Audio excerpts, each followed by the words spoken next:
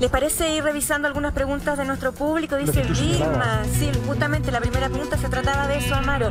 Si yo me inscribí en mayo en el registro social de hogares y aún no me dan el número de registro, ¿pierdo el beneficio o será retroactivo? Bueno, por ir de nuevo con esa pregunta, porque se seguramente repite. Esta persona que se inscribió en mayo ya está en el plazo para poder tener el registro, ¿cierto? Habilitado. Por lo tanto, de aquí a que se apruebe la ley, seguramente esta persona va a estar habilitada. Sería bueno saber en qué comuna está, digamos, para poder ver su caso. Pero mayo a junio, ¿cierto? Ya hay un mes, que es más o menos el tiempo que se demora en habilitarse. Por tanto, debes estar habilitada ya para esa fecha. Vamos a otra de las preguntas también que nos han llegado. La vamos a poner en el wall. Vamos con ello. Dirección, ahí está. Por WhatsApp. Buen día, consultar al ministro si las personas que estamos en el registro social de hogares y estamos clasificados en el 100% de vulnerabilidad, ¿nos corresponde el bono? Claro, porque esto es universal para el 100% de las personas que están en el registro social de hogares. Por lo tanto, ya a diferencia de lo que se paga actualmente, al 80%, ¿cierto? Si esta pregunta era hace 2 meses atrás o 3 meses atrás, no, porque está hasta el 80%. Ahora va a ser universal hasta el 100%, por lo tanto esta persona califica. Perfecto. Hay más preguntas, aparecen en pantalla, dirección. Cuando ustedes las lancen en la pantalla, nosotros las leemos. Y, oiga, mientras esperamos esta pregunta, ministro, todo lo que pase ahora desde acá hasta el final del no, todavía no cambió, ¿cambió? Sí, cambió. Sí, cambió, perdón. Hola, buenos días. Acerca del aviso del presidente les informo que nuevamente quedó fuera porque yo tengo un almacén, soy pyme, lo atiendo yo mismo, pero no tengo trabajadores contratados, ya que ese es el requisito que pone el presidente para acceder al bono. No, no es el único requisito. Esta persona o esta pyme sí calificaría porque es o tener un trabajador contratado el año pasado, el año 2020, o tener 2 meses de movimiento de ingresos el 2021. Por lo tanto, si acredita que este año ha tenido 2 meses al menos de movimiento, de ingreso, un almacén por supuesto que lo ha tenido, califica. Es que quedaba la duda si era el O o I. O.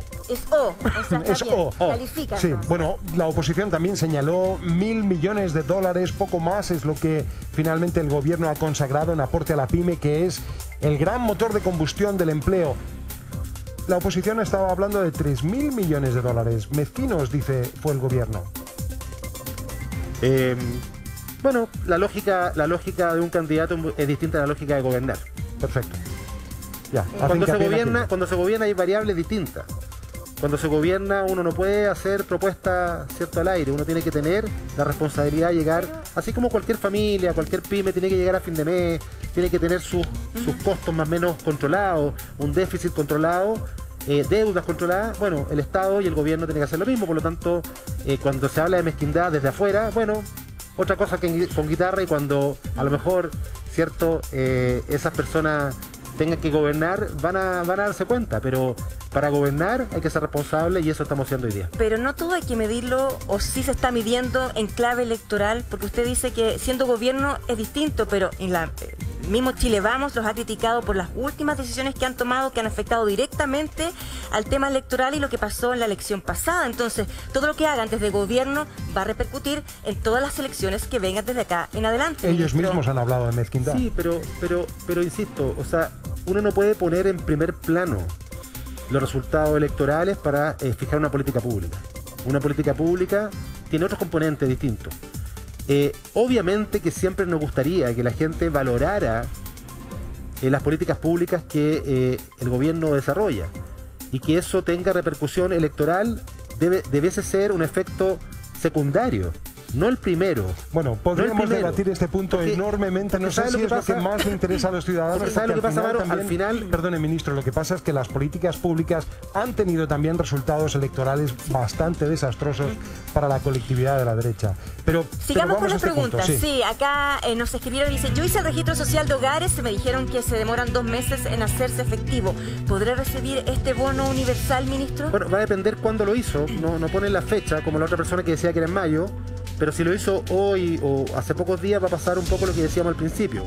La calificación de esta persona va a ser seguramente en junio y podría recibir en julio ya el bono. Porque usted nos ha dicho que hasta el momento no es retroactivo este beneficio, pero en el Congreso eso se podría discutir, podría cambiar. Tendría que ser iniciativa del Ejecutivo, porque involucra obviamente gasto público. Perfecto. ¿Cuánto recibirán del IFE dos personas, mamá soltera y su hijo? Pregunta. ¿Cuánto es el monto, ministro? Por dos personas, una persona 177, por dos personas es 287. Perfecto. ¿Tenemos más preguntas? Ustedes en dirección nos van lanzando entonces esas preguntas. ¿De qué ayuda me hablan para las pymes? Resulta que deben tener al menos un trabajador contratado. ¿Qué pasa con las pymes que les trabajamos los dueños nuevamente sin ayuda? Lo mismo, no. Es o un trabajador al menos contratado durante el 2020 o 2 meses de ingreso de movimiento 2021. Por lo tanto, esta persona, si no tiene contratado ningún trabajador, pero tiene 2 meses de ingresos el 2021, califica. Siempre y cuando las ventas sean hasta 25.000 UF. ¿Y cómo acceden a ese beneficio las pymes? ¿Van a tener que presentar así un acto de papeles donde hacerlo online para poder recibir este beneficio? Sí, el presidente en eso ha sido muy claro, muy enfático, que sea con los menos trámites posibles, y seguramente va a haber un trámite muy fácil, digamos, donde se cruce la información que está ya obviamente en impuestos internos, ¿cierto? Y en otro organismo, para que las pymes que califican estén en un listado muy claro y que puedan rápidamente obtener este bono básico de 1 millón de pesos, más obviamente porque, por ejemplo, si esta pyme tiene trabajadores suspendidos por la Ley de Protección del Empleo, va a tener también un beneficio.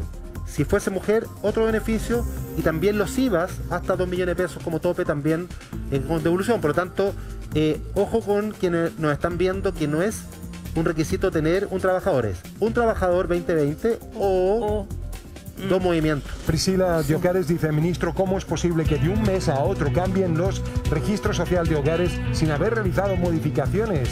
Pasé del 70% al 91% sin haber realizado ningún cambio. ¿Se repite esta crítica, ministro? Sí, esto es algo que, a ver, antiguamente, digamos, algunos años atrás, no recuerdo, pueden ser 6, 7 años atrás, no existían los cruces administrativos dentro del registro social.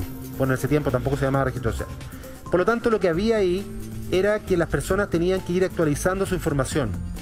Pero llegó un punto en el cual la información se empieza a cruzar. Vale decir, si alguien tiene un nuevo contrato de trabajo, esa información se cruza directamente, automáticamente. Si alguien aumenta su salario, su ingreso, se cruza. Y por eso la gente pregunta mucho cuando van cambiando, es porque muchas veces su estatus también cambió en alguno de los ítems de las variables que se van midiendo.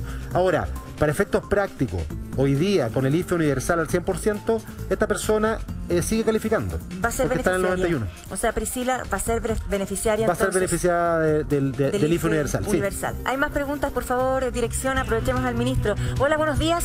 Las personas que deben el bono clase media del año pasado, ¿se les descontará el IFE universal? Yo creo que no se tiene... debe haber recibido, yo creo que debe haber recibido el bono y se les va a descontar, porque en ocasiones anteriores se descontaba del IFE el bono y era una crítica que se repetía, ministro. La pregunta es ahora, ¿se va a descontar? No, en esta oportunidad son complementarios. O sea, hay un segmento que va a recibir el bono clase media y el IFE, que se cruzan en aquellos beneficios. Se suma. Lo mismo que también el bono de 200.000 pesos por saldo cero, o un retiro de 10% también, o sea, no son excluyentes. ¿Y una pyme también además va a recibir el IFE universal? La persona que, esta trabajadora que tiene su pyme, su emprendimiento, puede acceder al bono y además, de manera individual, acceder al IFE universal. Si califica, sí, pero estamos hablando de personas jurídicas cuando son pymes, ¿cierto? Sí, pero podría acceder a esos dos beneficios. Una persona que es dueña de una pyme, claro, y está en el registro social de hogares de su comuna y califica, por supuesto. Perfecto. O sea, una cosa es persona natural, la otra es persona jurídica. Entonces, claro, no se restan. Ahora, es importante con respecto al tema de las pymes, la persona jurídica, el ejemplo más clásico, una peluquería, ¿cierto? La persona que es dueña de la peluquería, que tiene la empresa y que califica, recibe el beneficio. Pero el peluquero o la peluquera que trabaja ahí, boletea para el dueño, no recibe el beneficio pyme. No por boletear ahí recibe el beneficio pyme. Esa persona puede recibir los beneficios personales. Claro. El IFE, por ejemplo. Correcto. Dice acá: hola ministro, ¿por qué se llama universal? ¿Qué pasa con los que no tenemos registro social de hogares? Porque hasta hace unos meses éramos clase media y hoy no llegamos a final de mes. Es universal porque es al 100% de quienes están inscritos en el registro social de hogares al día de hoy, que son cerca de 15 millones de personas. Lo comprenderán que es un porcentaje muy importante de todo el país, y ese es el instrumento, ya lo explicábamos, el instrumento básico para poder medir vulnerabilidad. Por eso se habla de universal en ese segmento, pero por ejemplo, a lo mejor hoy ella sí pudiese, con los ingresos que tiene, habría que ver. Ella es mujer, no sé. No lo sabemos porque está por WhatsApp. Pero bueno, quien sea la persona puede perfectamente postular hoy día al registro social de hogares, o tal vez a lo mejor recibe bono clase media. Aquellos que nos están escuchando ahora, que se están registrando ahora, van a ser lo más probable castigados el mes de junio, dice usted, por la tramitación. No ocuparía la palabra castigado, pero lo que pasa está en que hay un proceso administrativo y tiene que haber una validación. Por lo tanto, el mes de junio seguramente la calificación se podría concretar, pero el pago ya en julio, ¿cierto? Y agosto. ¿Y qué pasa si las cosas no empiezan a salir bien y hay una saturación tan grande en el registro social de hogares que usted dice, en los mejores términos es un mes? Nosotros, por esta pandemia en el año, sabemos por las mismas personas que nos dicen que mínimo 2 meses, ministro. Entonces, a lo mejor puede ser 3 o 4 meses, podría haber ahí una sobrecarga y que las personas queden fuera de este beneficio. Tengo la certeza porque la ministra Rubilar, pese a que estuvo ahí unos días con su cuarentena, ha estado muy encima de esto. Se están tomando todos los resguardos administrativos y tecnológicos para que esto sea un mes. Para que todos los trámites administrativos sean un mes y se puedan pagar en julio. Hay una cosa que no me hace sentido matemáticamente. Una familia de 3 gana más que una familia de 4.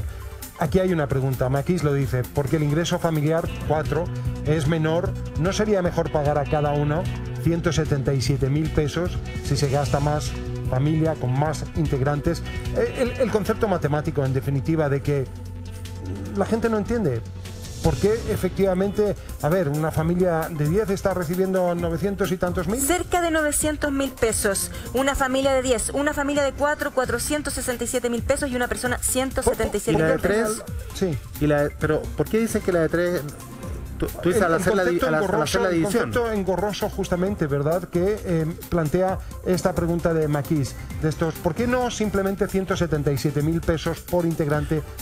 Porque la medición oficial de la línea de la pobreza tiene esa progresión. Esto no es algo antojadizo, existe una metodología de la línea de la pobreza que es esto. Insisto, la línea de la pobreza se calcula sobre el supuesto de ingreso cero de una familia. Pero la inmensa mayoría de las personas y las familias que están en el registro social de hogares tienen otros ingresos. Por ejemplo, los pensionados. Por ejemplo, ingresos formales o informales. O sea, son muy pocas las familias que parten de ingreso cero. Pese a eso, se calcula, ¿cierto?, lo mínimo para poder tener los insumos mínimos para poder vivir. Ahora, esto se calcula en una metodología que es así, siempre ha sido así, y por eso están estas proporciones. No es algo que se haya puesto solamente para este IFE. ¿Y cuáles son las medidas que está contemplando el gobierno para financiar este esquema y los que vengan? Bueno, el ministro de Hacienda ha hecho esfuerzos importantes. Él está reasignando, obviamente que la idea también del presidente es poder tomar todos los saldos que existan y poder obviamente ponerlo a disposición de las familias, pero hay que poner también un énfasis muy importante. Yo creo que no hay mejor bono, y creo que muchas familias coinciden con esto, que poder también empujar por otro lado la reactivación del país, porque la gente lo que más pide es volver a su vida pre-COVID, ¿cierto? Estas son medidas de emergencia, el nombre lo dice, ingreso familiar de emergencia, y el gobierno va a estar disponible mientras, por supuesto, existe la emergencia. Pero por otro lado, la vacunación es parte también de la reactivación, no solamente social, emocional de las personas, sino que también, por supuesto, económica. O sea, mucha gente nos dice, lo que yo quiero está bien, gracias por esto, pero lo que yo quiero es volver a mi trabajo, reactivar mi pyme, ya poder emprender. Del pase de movilidad Entonces esto no es una lista de supermercado que uno diga, mira, check, porque las familias están teniendo esto. Esto no soluciona todos los problemas, lo sabemos. Pero lo que tenemos que empujar es que como sociedad podamos volver a tener una vida lo más parecida al pre-COVID. Y para eso la vacunación, para eso las medidas sanitarias, el pase, ¿cierto? Lo que tú dices, pero también monitoreando cuáles son los números sanitarios que estamos viendo hoy día como país. Le queremos mostrar un tuit, va a aparecer en pantalla. Roberto Fantuzzi dijo así, escribió así: gremios, pymes, algunos nos sentimos como marido engañado. El gobierno nos cita a reunión y salen con anuncios.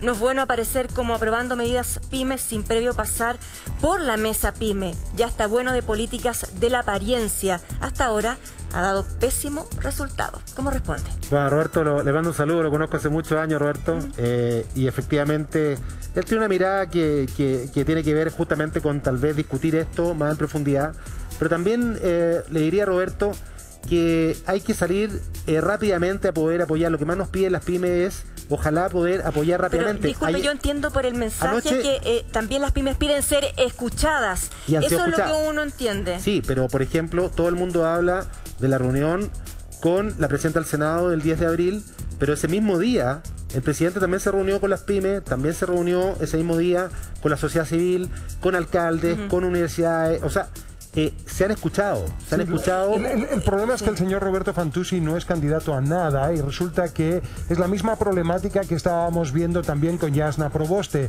¿Por qué el gobierno no se anticipa a esto, no hace justamente una coreografía donde se reúnen todos al inicio y al final en términos de acuerdo? Es que con las pymes sí han habido reuniones.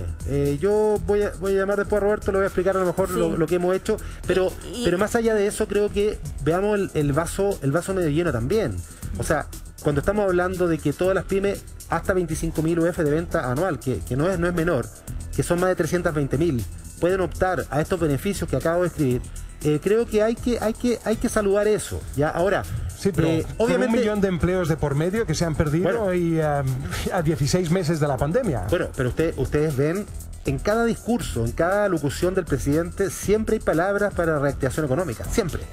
O sea, es un eje central, el sanitario, ¿cierto? Y por supuesto también la reactivación económica. Pero para poder también apoyar la reactivación, porque yo le decía, ayer hablaba con la gente que fue a la moneda de las pymes, en general todos valoraban, pero también hay otra arista que se ve poco. Cuando uno le entrega transferencia a la familia, a las personas, esas transferencias también, muchas de ellas, terminan también beneficiando a las mismas pymes, a los mismos empleos, porque eso es circulante, que da vuelta, que finalmente la gente va más al almacén o adquiere otro tipo de servicios que también generan trabajo. O sea, hay que ver la oferta, la demanda, pero también necesitamos bajar las curvas en los grupos etarios de menores de edad, ¿cierto? Que ahí, gracias al pase, se empezaron a poner un poquito más las pilas con la vacunación, porque la vacunación es clave para también poder seguir adelante con lo mismo que necesitan las pymes. Hoy día justamente aparece que el 90% de personas que están en UCI son personas que no se han vacunado. De ellas, un universo de personas más jóvenes. Solo decir con el tuit de Roberto Fantuzzi, bastante machista el tuit, marido engañado. Se lo doy para que se lo cuente por teléfono. No, Roberto lo conozco hace muchos años y le tengo un gran cariño, así que... Continuamos con más mensajes entonces. Van a aparecer en pantalla las preguntas de nuestro público, aprovechando al ministro que hoy nos acompaña. Esta ya apareció, chiquillos de Maquis. Ya la respondimos y vamos a esperar otra. Ahí está. Vainiki dice, el Congreso puede no rechazar el bono, pero modificar los montos. O sea, ¿qué va a pasar en la discusión parlamentaria con este proyecto del gobierno, ministro? No, tanto los montos son de iniciativa, ¿cierto?, del Ejecutivo, porque involucra gasto público y también en materia tributaria. Pero nosotros esperamos que la discusión sea con altura de mira, nosotros esperamos que la discusión pueda llegar rápidamente a tener un acuerdo y se pueda promulgar rápidamente esta ley.